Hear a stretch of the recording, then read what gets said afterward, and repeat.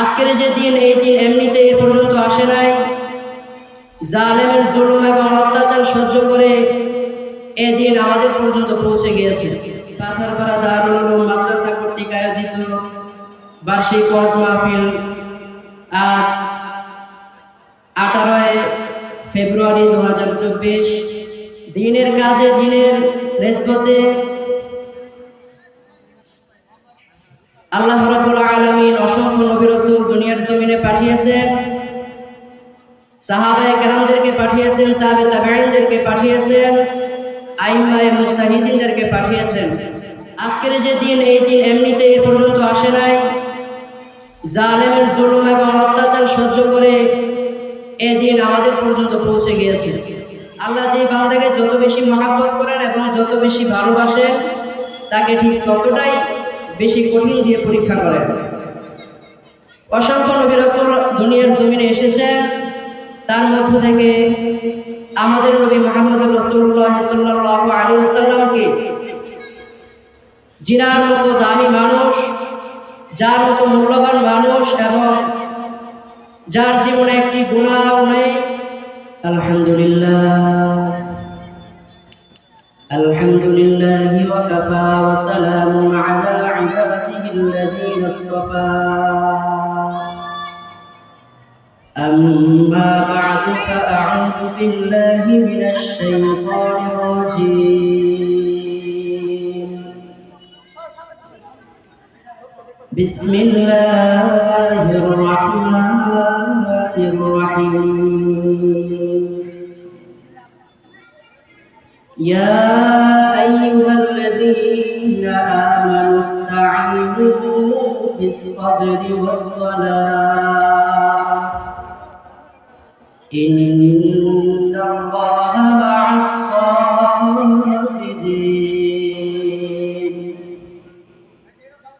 وقال النبي صلى الله عليه وآله وسلم من يرد الله به خيرا يصب منه أو كما قال عليه الصلاة والسلام.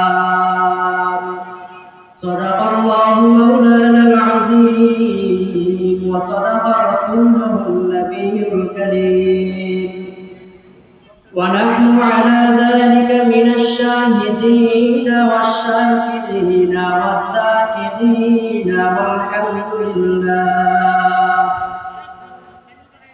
والحمد لله رب العالمين. اللهم صل على محمد وعلى آل محمد كما صليت على إبراهيم وعلى آل إبراهيم إنك حميد مجيد. اللهم بارك على محمد وعلى آل محمد كما باركت على إبراهيم وعلى آل إبراهيم إنك حميد مجيد. الحمد لله. আল্লাহ রাব্বুল আলামিনের দরবারে লাখ কোটি শুকর ও সুজুদ যে মহান রব্বুল আলামিন আপনাকে আমাকে বিভিন্ন ব্যস্ততা থেকে ফারিগ করে দ্বীনি মাজলিস জান্নাতের বাগানে এসে বসার জন্য তৌফিক দান করেছেন। নিয়ামতের শুকর আদায়ার্থে মুসলমান হিসেবে ঈমানের আওয়াজকে উচ্চ করে উচ্চ কণ্ঠে এক আওয়াজে সকলে পড়ি আলহামদুলিল্লাহ। পাথরপাড়া দারুল উলুম মাদ্রাসা কর্তৃক আয়োজিত বার্ষিক ওয়াজ মাহফিল আজ 18 ফেব্রুয়ারি 2024 মহতি মাহফিলের সম্মানিত সভাপতি ও প্রধান অতিথি ও বিশেষ অতিথিবৃন্দ, আমার সামনে উপস্থিত দূর দূরান্ত থেকে আগত আল্লাহ পাকের আশিকিন, জাকিরিন, মুহিব্বিন, মুরব্বিয়ান আইজাম, পর্দার অন্তরালে অত্যন্ত স্নেহের মা ও বোনেরা, সর্বোপরি সকল যাদের অক্লান্ত পরিশ্রম আর মেহনতের মাধ্যমে আজকের এই অনুষ্ঠান সফলতার দিকে এগিয়ে যাচ্ছে, আমি আপনাদের সামনে পবিত্র কোরআনের সূরা বাকারা থেকে এক আয়াত তেলাওয়াত করেছি। রাসূল করিম সাল্লাল্লাহু আলাইহি ওয়াসাল্লামের অসংখ্য অগণিত বাণী থেকে একটি হাদিস তেলাওয়াত করেছি। আয়াত ও হাদিসের সমন্বয়ে সংক্ষিপ্ত কিছু কথা বলবো ইনশাআল্লাহ। ইয়া আইয়ুহাল্লাযীনা আমানু ইসতাঈনু বিস-সাবরি ওয়াস-সালাহ। আল্লাহ বলেন, হে মুমিন, হে মুমিনেরা, তোমরা সাহায্য প্রার্থনা করো সবর ও সালাতের মাধ্যমে। ইন্নাল্লাহা মা'আস-সাবিরিন, নিশ্চিত আল্লাহ তাআলা ধৈর্যশীলদের সাথেই থাকেন। রাসূল করিম সাল্লাল্লাহু আলাইহি ওয়াসাল্লামের হাদিসের মধ্যে বলতেছেন, মাই ইউরিদিল্লাহু বিহি খায়রান ইউসিব মিন। আল্লাহ যে বান্দাকে বেশি মহব্বত করেন, বেশি ভালোবাসেন, তাকে আল্লাহ মুসিবত দিয়ে পরীক্ষা করেন। আল্লাহর কাছে যে বান্দা যত বেশি প্রিয়,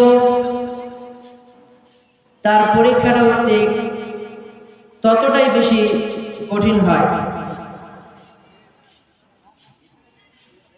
দিনের কাজে, দিনের নিসবতে আল্লাহ রাব্বুল আলামিন অসংখ্য নবী রাসূল দুনিয়ার জমিনে পাঠিয়েছেন, সাহাবায়ে কেরামদেরকে পাঠিয়েছেন, তাবে তাবেঈনদেরকে পাঠিয়েছেন, আইম্মায়ে মুজতাহিদিনদেরকে পাঠিয়েছেন।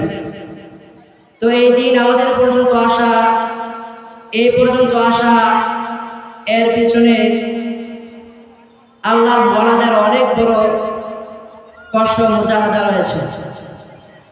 আজকের যে দিন, এই দিন এমনিতে এ পর্যন্ত আসে নাই। জালেমের জুলুম, অত্যাচার, নিপীড়ন সহ্য করে, জালেমের জুলুম এবং অত্যাচার সহ্য করে এই দিন আমাদের পর্যন্ত পৌঁছে গিয়েছে।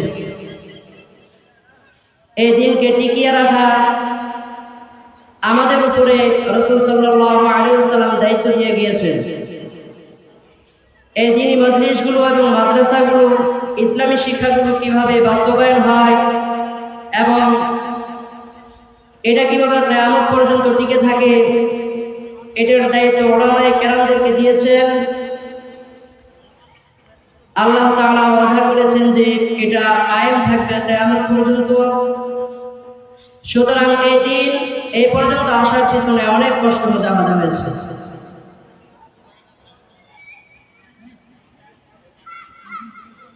রাসূল সাল্লাল্লাহু আলাইহি ওয়াসাল্লাম বলেন, মাই ইউরিদিল্লাহু বিহি খায়রান ইউসিব মিন। আল্লাহ যে বান্দাকে যত বেশি মহব্বত করেন এবং যত বেশি ভালোবাসেন, তাকে ঠিক ততটাই বেশি কঠিন দিয়ে পরীক্ষা করেন। অসংখ্য নবী রাসূল দুনিয়ার জমিনে এসেছেন, তার মধ্য থেকে আমাদের নবী মুহাম্মদুর রাসূলুল্লাহ সাল্লাল্লাহু আলাইহি ওয়াসাল্লামকে জিনার মতো দামি মানুষ, যার মতো মূল্যবান মানুষ এবং যার জীবনে একটি গুনাহ নেই, যার মতো পবিত্র একটি মানুষও দুনিয়ার জমিনে অতীতেও ছিল না, ভবিষ্যতেও হবে না। ওই আল্লাহর রাসূলকে এতটাই ভালোবাসেন, কোথাও তো বলা হয়েছে যে সব নবীরা আল্লাহ তাআলার আশিক এবং আল্লাহ তাআলা নিজে ওই নবীর আশিক। এত মহব্বত এবং ভালোবাসার পরও রাসূলকেও তো পরীক্ষা দিতে হয়েছে। তো রাসূল সাল্লাল্লাহু আলাইহি ওয়াসাল্লাম তো প্রথমেই দুনিয়ার জমিনে এমন একটা সময় ভূমিষ্ঠ হয়েছেন, যে সময় নবীজির ভূমিষ্ঠ হওয়ার পূর্বেই তার পিতা দুনিয়া থেকে বিদায় নিয়ে গিয়েছেন এবং অল্প 6 বছর হওয়ার পরে তার মা আমিনা তিনিও বিদায় নিয়ে গেছেন। তো মুসিবত আমাদের উপর আসবে, বিপদ আসবে, কিন্তু মুসিবতকে অপেক্ষা করে আমাদের সফলতার মানদণ্ডে পৌঁছে যেতে হবে। তো সফলতার মানদণ্ড কোনটা? সফলতার মানদণ্ড হচ্ছে আমাদেরকে মুসিবতকে উপেক্ষা করে জান্নাত পর্যন্ত পৌঁছে যেতে হবে, এবং ওই জান্নাত দেনেওয়ালা একমাত্র আল্লাহ তাআলা। আল্লাহ ছাড়া জান্নাত দেনেওয়ালা আর কেউ নাই।